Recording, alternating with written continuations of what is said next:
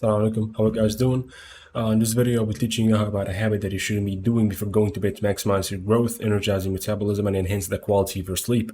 Using proper science and scientific facts from trustful resources based on real-life experiences that I will be providing in this video, and we'll begin to break them step by simplifying them so you can understand it easily. The first thing is do not or try to significantly minimize the amount of carbohydrates or glucose, or at least just try to keep a normal blood sugar level 2 to 3 hours before going to sleep. And I will tell you why in a minute. The reason why I'm saying that is because as it displays in this graph that plasma GH peak, and GH means growth hormone, GH peak 13 to 72 microgram per milliliter, lasting 1.5 to 3.5 hours, appeared with the onset of deep sleep, meaning the GH hormone, which is responsible for our height, bone length, and muscle growth, reaches its peak once we hit our deep sleep stage and lasts 1.5 to 3.5 hours. And that happens when your glucose is in low or normal levels. And obviously your cortisol is at its highest when you wake up, as you can see here in the graph at the end of this graph. And this is normal, by the way, and it's known as cortisol awakening response. So if you eat carbohydrates before going to sleep, that will lead to the suppression of GH production for 2 and up to 5 hours. And that will waste the opportunity of taking advantage of the peak production of growth hormone that starts at the first stage of deep sleep and lasts until the second stage of deep sleep, which is 1.5 to 3.5 hours, as we mentioned. And you're probably wondering, why shouldn't I eat carbohydrates or sugar before going to sleep? Well, it's because eating sugar before going to sleep will elevate and sometimes spike your blood sugar level depending on the quantity that you just ate. And if the blood sugar level is high, that will inhibit the GH production. How? Well, it says right here in another study, following oral glucose, and glucose is a fancy way to say sugar, by the way.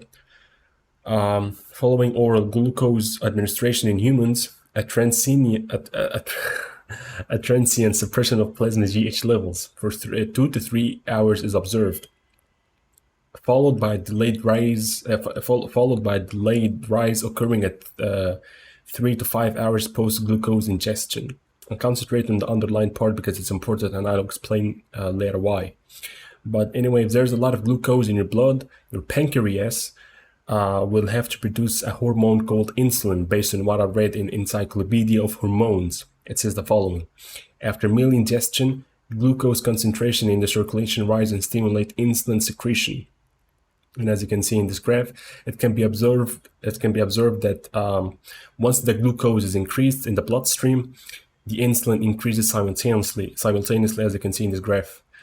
And it does that in order to gather all the excessive unused glucose that are roaming in your blood to be stored as glycogen in the storage units, which are the skeletal muscles and liver.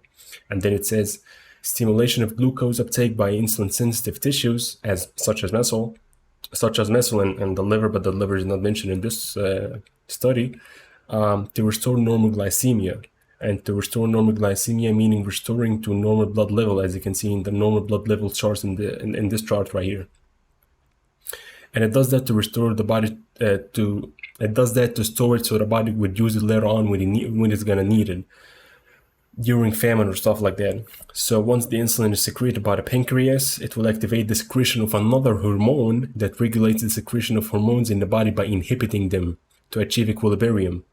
And growth hormone is one of the hormones that are going to be inhibited by this hormone, and this hormone is called somatostatin. And it's actually known for many names, and one of them is growth hormone inhibitory hormone, or GHIH. Thus, we conclude that it's a bad idea to eat carbohydrates before going to bed because it will inhibit the GH hormone reaching its peak, and that will minimize the possibility of growing and getting bigger and stronger. And lastly, don't eat excessively of anything because that will make you feel bloated, and that will create a very unpleasant sleeping experience. You might wake up in the middle of the night because you're feeling bad or because you're feeling bloated, and this is going to be very, very unpleasant. It might give you a headache later on throughout the day because you didn't have a good night's sleep. And that was it. Hope that was beneficial or useful to somebody. Anyway, assalamu alaikum.